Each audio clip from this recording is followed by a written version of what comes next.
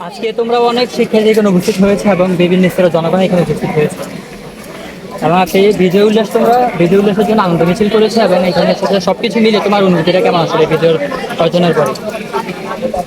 সবার প্রথমেই সৃষ্টিকর্তার কাছে শুকরিয়া জ্ঞাপন করতে চাই। আলহামদুলিল্লাহ, আসলে এই অনুভূতিটা প্রকাশ করার মতো নয়। দীর্ঘ প্রায় 16 বছর পরে আমরা পুনরায় স্বাধীন হয়েছি। অনেক অত্যাচার জুলুমের পর আমরা স্বাধীন হয়েছি, কিন্তু আমাদের মনে রাখতে হবে যে স্বাধীনতা অর্জনের থেকে রক্ষা করা অনেক বেশি কঠিন। আমরা 47-এই স্বাধীন হয়েছিলাম, কিন্তু তা রক্ষা করতে পারিনি। আমরা 71-এ স্বাধীন হয়েছি, রক্ষা করতে পারিনি। আমরা 75-এ স্বাধীন হয়েছি, রক্ষা করতে পারিনি। আমরা এরশাদ বিরোধী আন্দোলন দেখেছি, শুনেছি, আমরা তো দেখিনি, কিন্তু হাসিনাটা দেখেছি। দীর্ঘ 16 বছর যে অরাজকতা করেছে ফেসিদ হাসিনা সরকার, যে স্বৈরা শাসন করেছে, সেটা যাতে আবার পুনরাবৃত্তি না হয় সেটা আমাদের নিশ্চিত করতে হবে। এবং যাদের রক্তের বিনিময়ে আমরা এই স্বাধীনতা পেলাম তাদেরকে ভুলে গেলে হবে না। তাদের পরিবারের যাতে একটা স্থায়ী ব্যবস্থা হয় সেটা আমাদেরকে নিশ্চিত করতে হবে, এবং তাদের যাতে যোগ্য সম্মানটা তারা পায় সেটা আমাদেরকে নিশ্চিত করতে হবে।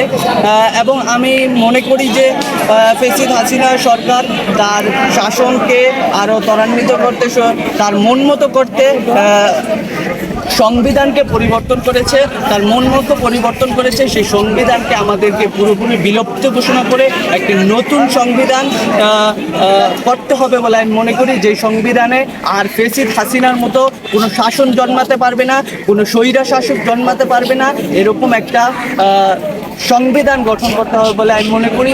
এবং যাতে যে সমন্বয়করা আমাদের জাতির নেতারা যে অসাধ্য কাজ সাধন করেছে, তাদেরকে আসলে কৃতজ্ঞতা দিয়ে শেষ করা যাবে না।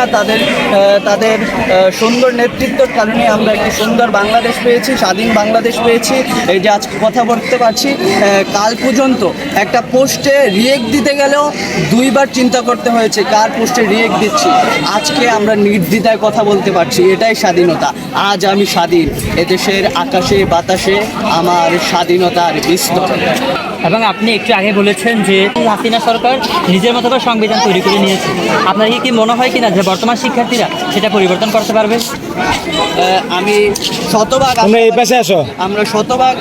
শতভাগ আশাবাদী যে তারা যেভাবে এগিয়ে যাচ্ছে তাদের নেতৃত্বের মাধ্যমে সুন্দর একটা বাংলাদেশ গড়তে পারবে, এবং এই দেশে যাতে আর কোনো সন্ত্রাস লীগ জন্মাতে না পারে সেটা নিশ্চিত করতে পারবে বলে আমি মনে করি। এবং গতকালকে আমরা দেখেছি যে 3টাতে বিজয় অর্জনের পরে বিভিন্ন রাষ্ট্রীয় সম্পদ ধ্বংস করা হয়েছে এবং বিভিন্ন আওয়ামী লীগ নেতৃবৃন্দের বাড়িতে আক্রমণ করা হয়েছে। তোমরা কি শিক্ষার্থীদের পক্ষ থেকে ওইখানে আক্রমণ করেছো কিনা? কখনোই না।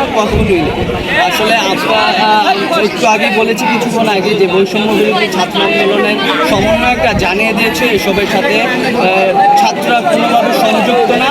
এগুলো কিছু স্বার্থান্বেষী মহল তাদের স্বার্থ হাসিলের জন্য এসব কার্যকলাপ করেছে বলে আমি মনে করি। তোমাকে অসংখ্য ধন্যবাদ।